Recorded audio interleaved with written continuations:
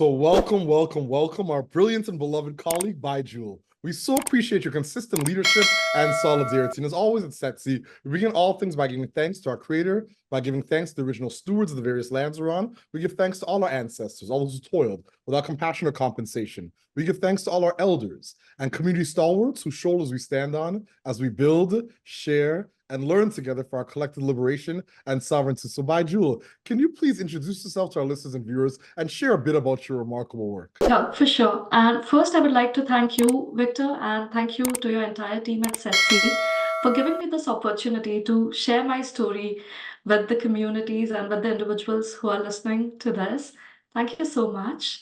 Hi, everyone. I'm Baijul. I'm the Director of Data and Digital Strategy with Ontario 211 Services, which is a coordinating body funded by the provincial government to deliver 211 service for the people of Ontario. So that's about my professional life. Uh, Diving more into how I landed up here. So I have spent more than a decade working at the intersection of not-for-profit and IT. I'm originally from India and I'm a newly minted Canadian citizen.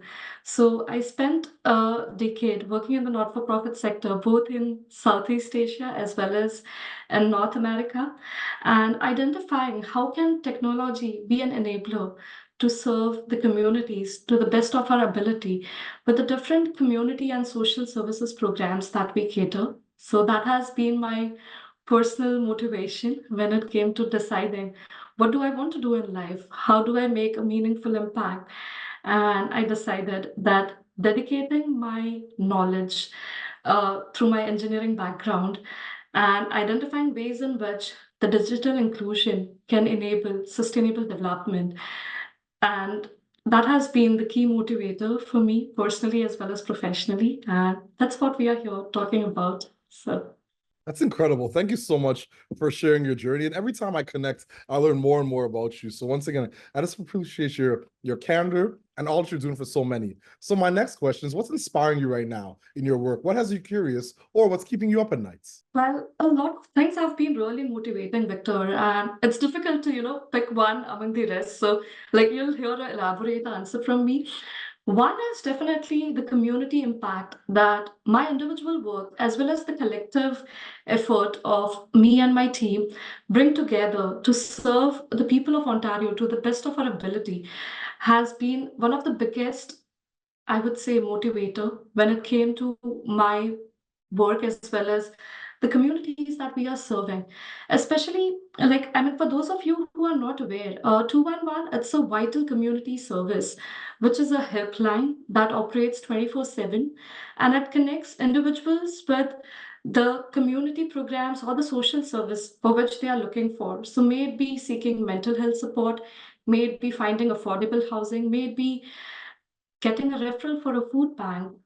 We maintain almost 60,000 programs records, and that's provided by more than 30,000 agencies within the province of Ontario.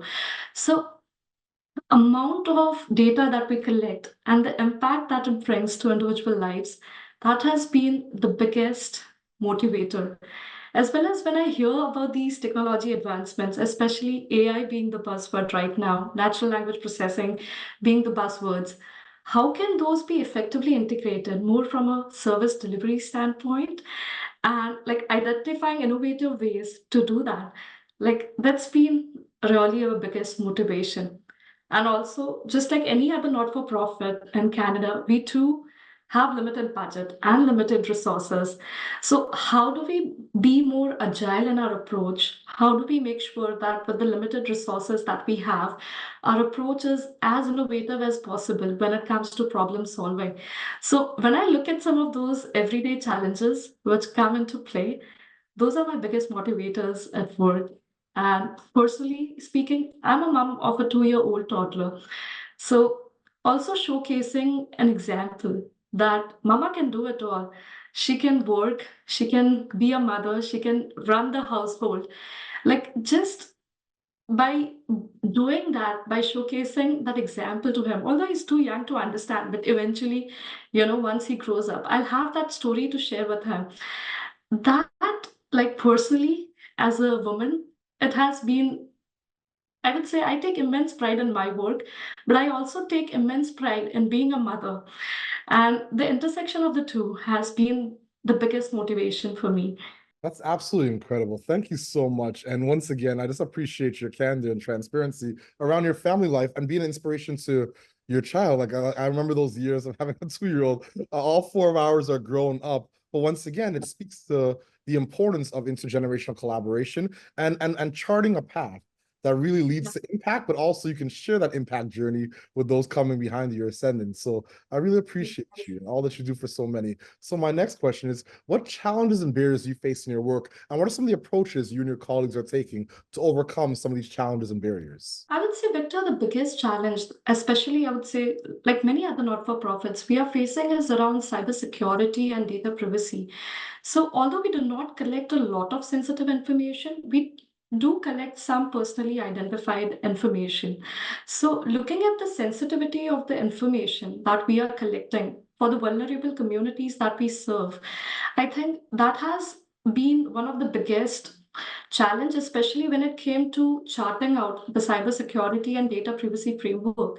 And there is a lot of work out there in the market from which you can extrapolate from. But like considering the nature of our work and especially with the limited resources that we have, how do we make sure that we are safeguarding the data of Ontarians to the best of our ability? That has been, I would say, one of the biggest challenge, as well as that's something which keeps me up in the night personally.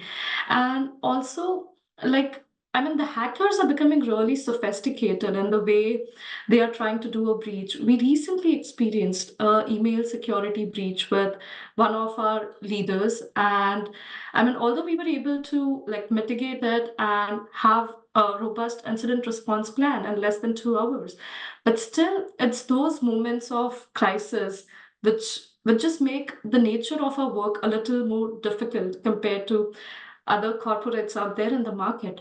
So that's been one of the biggest challenge. And again, when we look at some of the cybersecurity framework and policies that we have in place, a lot of them are more from a preventive maintenance approach. But when incidents like this happen, you have to be reactive. So, in a lot of ways, it's unanticipated. And okay, how do you put your day to day work aside and just focus on this? So, I think that has been one of the biggest challenge for me and my colleagues, as well as when it comes to the resources and the limitations that we have. I mean, like any other not-for-profit, we have limited budget, limited human resource capacity. And it's like we want to aim at the sky, but we end up reaching at the treetops. So that has been a barrier in a lot of ways, especially when we look at technology enhancing the service delivery of 211. Now, technology comes at the cost, and those are fixed costs that you're catering for. So we want to do a lot of things, but like we end up on a shoelace budget. So those have been the challenges that we face more from delivering our service to the best of its ability and how do we make it more efficient. But also one thing that has hampered and like that is something which we have learned for quite some time is the access to the 211 service, because when we are serving the people of Ontario, all of them they come with varying levels of digital literacy. So how do we make sure that technology is not a bottleneck for them to access the 211 service? Right now we have 4 service delivery channels.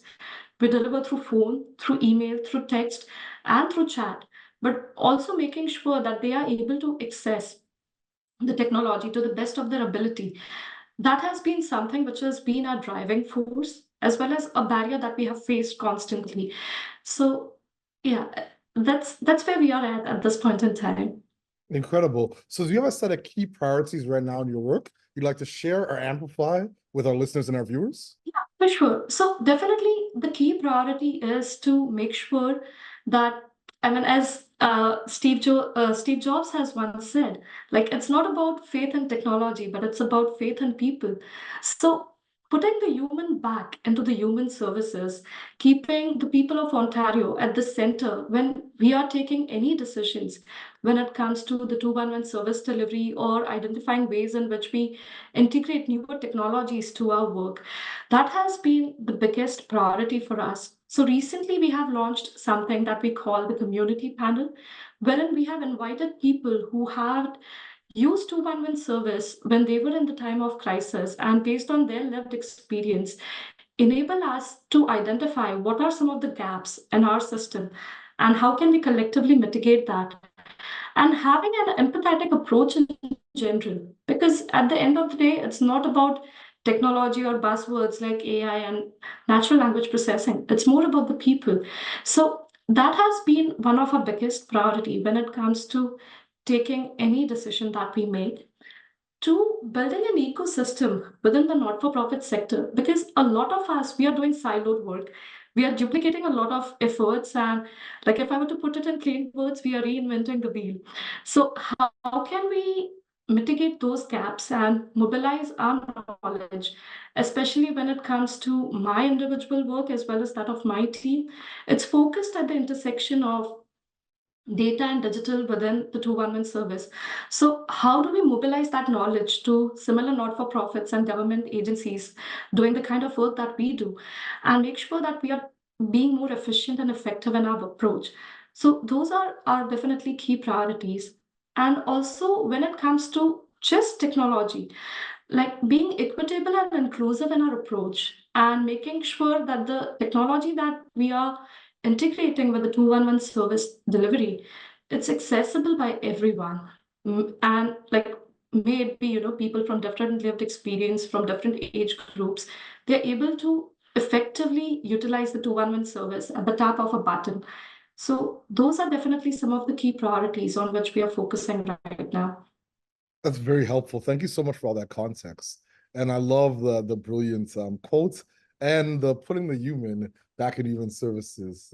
I appreciate you. Thank you. So Thank my you so second much. last question is, what is your ultimate goal? And what does success look like and feel like to you and your colleagues? Yeah, so definitely the ultimate goal for my team is to have enhanced data analytics for our work internally, because we have been in the data curation phase for quite some time now. So it's more about dissecting the data and like understanding the stories and the patterns that it's trying to tell, as well as making sure that our data is interoperable and the way in which we can share it with policymakers and governments to take evidence-based decisions based on the story that our data is telling. That is one of the ultimate goals that we want to reach. We have been into various partnerships with a lot of provincial government bodies as well as with academic researchers and policymakers. But like our ultimate goal is to create an ecosystem wherein the data is as interoperable as possible, and especially in times of emergency and crisis, like they are able to take informed decisions. So that's our ultimate goal when it comes to the data side of things. When it comes to the digital technology side of things, as I mentioned earlier, it's about making sure that the technology is accessible, and how do we adopt an inclusive approach when it comes to integrating technology with our service delivery. So you don't have to be a techie, or you don't have to be, a person within the age group of 20s just to utilize the 211 service. Like anyone and everyone should be able to do it. So having that human first approach is the ultimate goal that we want to reach as a team together. That's beautiful. Thank you so much, Baijul. I so appreciate all the work that you do. So my last question, do you have any closing thoughts or calls to action for our listeners and our viewers? Yeah, thank you, Victor. Well, I have a lot of closing thoughts, but I mean, brevity is the soul of the way. So, in the interest of time, I'll keep it short. One, to all the listeners who are listening to this, my biggest request to you would be to stay informed with all the technology advancements that are happening in the outside world, and especially understanding what that looks like for your individual work. And when you have done that very first step, I request that based on your individual ability, advocate for technology advancement in the not-for-profit sector because it has to collectively come from us. We cannot do it alone. And making a strong case for integrating technology and building digital resilience within the not-for-profit sector is something that I request each and everyone who is listening to this to help us with, because we need to create an ecosystem wherein we have shared resources, affordable resources, which can be very well integrated with the individual work that all of us are doing to collectively make an impact to the people whom we are serving. Indeed, indeed. And you are making an impact. Every time we connect, I always feel inspired and I leave the conversation feeling whole. So once again, I just appreciate your consistent visionary leadership, your solidarity, and the remarkable authenticity you bring to this work. And as always at Setsi, we close this conversation, this interview, the way we began, by giving thanks to our creator, by giving thanks to the original stewards of the various lands around. We give thanks to all our ancestors, all those who toiled without compassion or compensation. We give thanks to all our elders and community stalwarts whose shoulders we stand on as we build, share, and learn together for our collective liberation and sovereignty. Thank you so much, Baijul. I so appreciate you, fam. Thank you so much, Victor, for giving me this opportunity and letting me share my voice and vision. Thank you. That means a lot.